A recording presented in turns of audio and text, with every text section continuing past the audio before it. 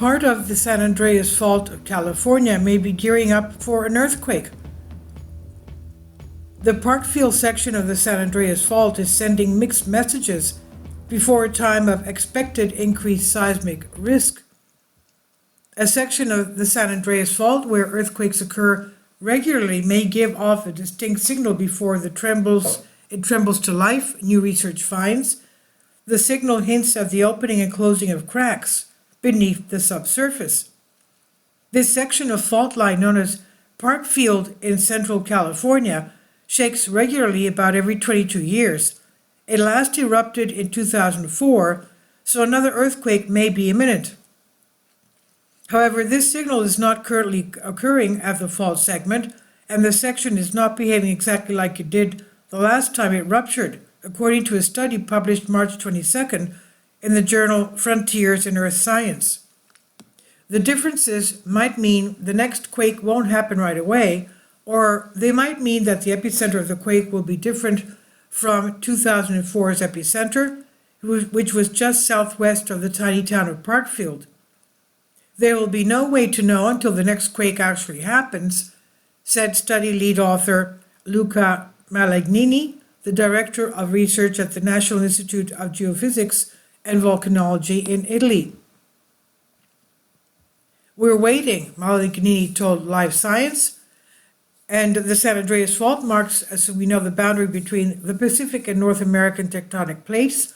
South of Parkfield, the fault is locked, meaning the two plates do not move against one another. North of Parkfield, the San Andreas Fault moves freely, with the plates creeping against one another at a constant rate of 1.4 inches a year. Parkfield is a transitional zone between these two regimes. When this region of the fault rumbles to life, it gives off a quake of around 6 magnitude. Because of the remote location, these quakes rarely threaten human life or property, though quakes on one fault can affect stresses on other nearby faults, Malagnini said. But researchers watch Parkfield closely in hopes of finding activity that will help them predict when the next quake will occur. Being able to detect reliable precursors to earthquakes, strain on rocks, for example, or changes in permeability under the surface, would help scientists warn people about imminent tremblers, potentially saving lives. Parkfield, with its recurring quakes, might be a good place to look for these clues to extrapolate the more dangerous fault segments, but so far that goal has been elusive. In new research, Malagnini and colleagues measured seismic waves attenuation, or how sound waves lose energy as they move through the Earth's crust. Attenuation is related to the permeability of rock, Malagnini said. In the period of stress before the earthquake, cracks open and close in the strained rock around the fault. The new study found that before the 2004 earthquake at Parkfield, the attenuation of low-frequency waves rose in the 6 weeks prior to the quake, while the attenuation of high-frequency waves fell. And this, Malagnini said, is the result of strain on the rocks as the Pacific plate in the west moves against the North American plate to the east. As the stress builds, long cracks ranging in size from several hundred feet to a mile, or 1.5 kilometers long, open up in the subsurface. These long cracks take up some of the strain on the surrounding rocks, so shorter cracks in the rock close up. This decline in short cracks and increase in long cracks explains the bifurcation in the energy loss of different seismic waves. Right now, there are hints that Parkfield is entering the final phase of its quiet period. The timing is right for one thing.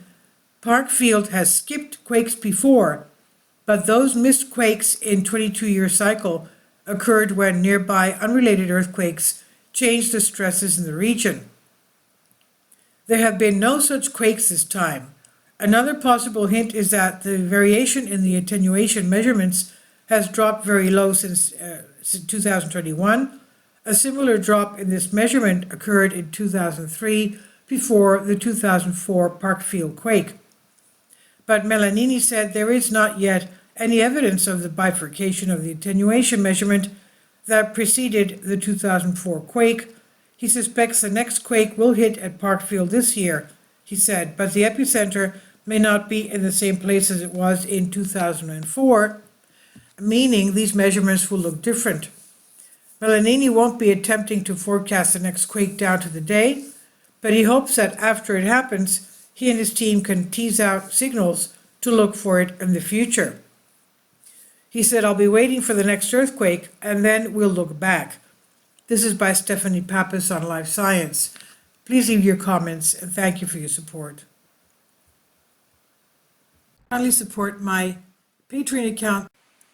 The daily posts are 5 videos daily, and they are totally different from what I have on my YouTube channel. Thank you so much for your support and that you find all my content so interesting. You'll find the Patreon account details in the description box below.